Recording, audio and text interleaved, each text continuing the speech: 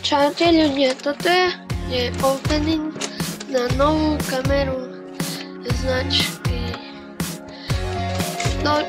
Je to Shin za pár eur. Poďme to rozbaliť.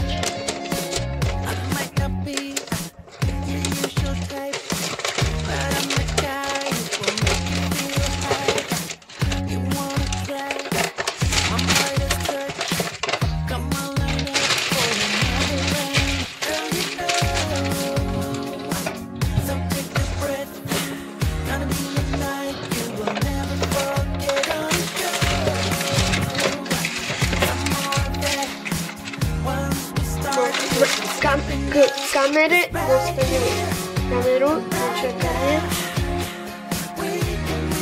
Malú takú miniatúrnu. Ja som si objednal SD kartu mikro, aby som mohol natáčať bike video. Takže tak. Už malo to rozbalenie, ale no. Dostaneme k tomu nastavec, to sú karty, tu bola nálepka a tak. Okay. Takže teraz si idem nastaviť kameru na riaditka, takže za chvíľu no a budeme k tomu potrebovať toto všetko, takže toto je prvý jak do riaditka. Teraz dáme, toto je druhý nastavec. Pardon, mám to kontrol.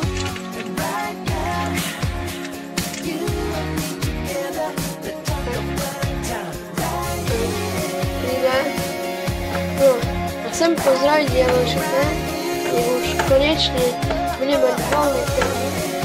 Natočíme video o bajke. Ideme na tretí. A toto je tretí a toto si viete dať na príľbu, ale príľbu mám dole, takže teraz nemôžem. Ideme na posledný, toto je posledný. A tak, a keby vás zajímalo, aké karty používam, ja teraz vám ukážem o 3, 4. Sú to toto dva micro SD karty.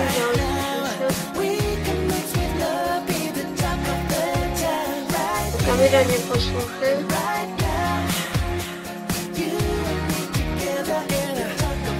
Dobre, nič.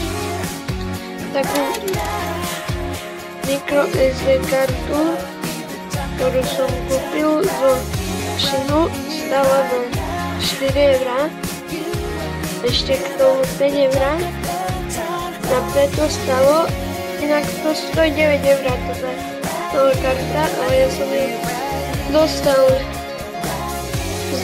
za 5 €, bo sme objednávali na nový mobil. A druhá je taká, neviem vôbec koľko stojí, bo tatík mi ju dal do mobilu, bo som mal málo tých SD kariet, či málo gigabajtových kariet a som mal málo úložiska. Takže toto bolo všetko na dnešné video. Keby ste chceli viacej dačo o kamere videí, tak nezabudnite dať like a odber a možno natočím nejaké video z kamery.